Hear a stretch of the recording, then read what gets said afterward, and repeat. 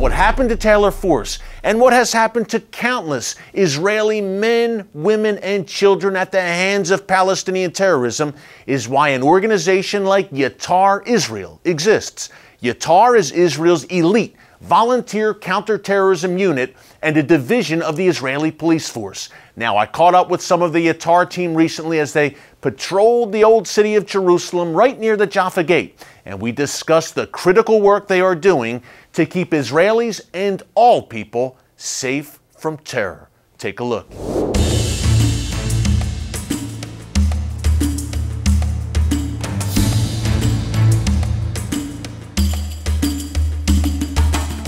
You know, Yatar, you guys do amazing work. Now, Jerusalem must be one of the most difficult cities in the world to police, I would think, in a sense.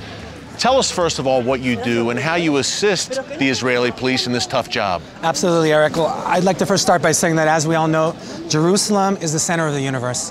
It's a place where people come from all over the world, Christians, Muslims, Jews, Buddhists, from all walks of life. And this is specifically the old city of Jerusalem is really the Holy of Holies. It's the center of the universe. So security here is a really important thing. And so tightly packed, these small alleyways. Very dense. Yeah. Now, we're specifically challenged here in Israel because of the large area that we're patrolling and the large amount of threats that are coming in on a daily basis, most of which are not advertised in order to, not scare people. Sure. But what we're dealing with here is a large amount of threats and not enough resources to deal with those threats. And that's where Yatar Israel comes into play. We are a volunteer police force working under the Mishteret Yisrael, which is the Israeli National Police Force. We come in to different specific units with guys all around the country. Well, we're not all around the country at the moment. We're in Jerusalem, Mevaseret Zion. We're in Gush Etzion in Judea. The unit actually has been in existence since 2005 under the Israeli police, when they realized that the resources are lacking and they're not able to have the manpower out in the streets that are necessary to protect the people. Up until about a year ago, it was very, very low profile. There was only 7 or 8 guys that were active within the unit.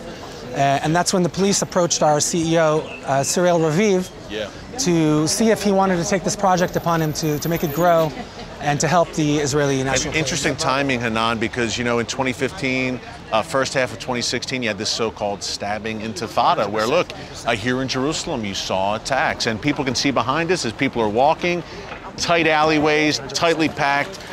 This is a tough place to police, and we had these attacks. So it seems like you were filling a crucial role there. The need came out of the constant attacks that were happening and the threats of attacks and all of the information that's been coming through the police as to potential threats in different areas. They just don't have enough men. The threat is so pervasive, absolutely, like you said, that they need that extra supplement to help them. So we come into the picture. A year later, we now have close to 100 volunteers. And Hanan, a crucial point here, you are a volunteer organization. These are men who have full-time jobs, who have families, but they're giving of their time to join Yatar 100%. And help secure Jerusalem and elsewhere. Right, but when you think of a volunteer organization, you're thinking about a community watch that goes out with pepper spray. Yeah. We're talking about elite people, elite soldiers from elite units, top IDF units, from secret police background. All of these guys have very specific training, are very, very well versed in their specific area of expertise. They come into the picture and they need very little training, which equals to the police and to everyone involved money, because they don't have to put out resources to have guys up and running in a quick. What a huge assist. These guys are some of the best, Hanan. Yes, they've been in battle. They've been on the battlefield, in the intelligence field, and they're coming right off and fresh and coming in here with Yatar. Talk about some of the specific incidents, what you can talk about, because I know a lot of the information you guys can't share because of your important work.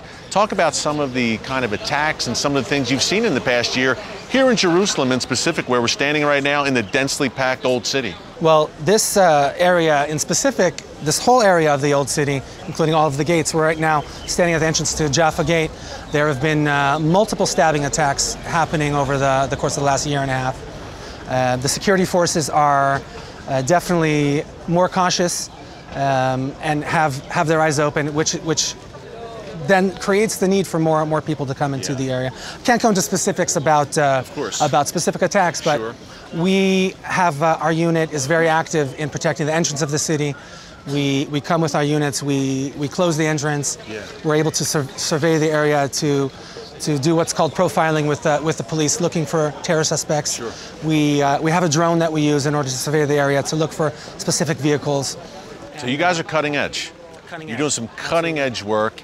And look, you're not only working during the day. This is like a 24/7 thing. You guys are out at nighttime patrolling in some very dangerous, difficult areas. We have some guys here that worked a shift, graveyard shift last night, and are here now with no sleep. These guys are very dedicated, and they do it because protecting Israel is number one, regardless of monetary reward. You know, it's nice to get a paycheck, but it's also nice to know that you're going to be sleeping in your bed safe and sound without the threat of a terror attack happening to you. Well. Yeah, we're in the shadow right now, Hanan, of the Temple Mount, the most sensitive spot on earth. The Holy of Holies. Needless to say, the Holy of Holies. And it's also the flashpoint of many arguments. This is where the first Intifada started out, and which is why our presence is necessary here. And what we're hoping to achieve with Yatar, you know, the name Yatar in Hebrew actually comes from the contraction in Hebrew of Yechidat Traktoronim, which means a unit of ATVs. So where our goal is to be a mobile ATV fast response unit that will be able to patrol areas that have no capability for cars to come in, like the Old City, which is very, very densely populated, very narrow alleyways. Yeah. The small alleyways are a safe haven for terrorists to escape. So we have 2 guys that are patrolling on foot, as opposed to 4 guys riding in a high-speed ATV that's open with their guns ready. You're much more mobile, you're much more active, you're much more capable to deal with the threat. And that's our goal, to have presence, and to let these people know that we're here and they're not going to get through. Well, Hanan, you guys are doing great work. You're filling a crucial need here in Israel. We're going to go for a walk now, I think. Are you going to show us around a bit, show us what you do? Thanks, Eric. Love to do it. Let's go. Yeah, let's do it. Up next, we enter the very cramped Arab quarter of the Old City Shuk for a first-hand look at some of the challenges Yatar Israel faces in fighting terror. You will not want to miss this. Stick around.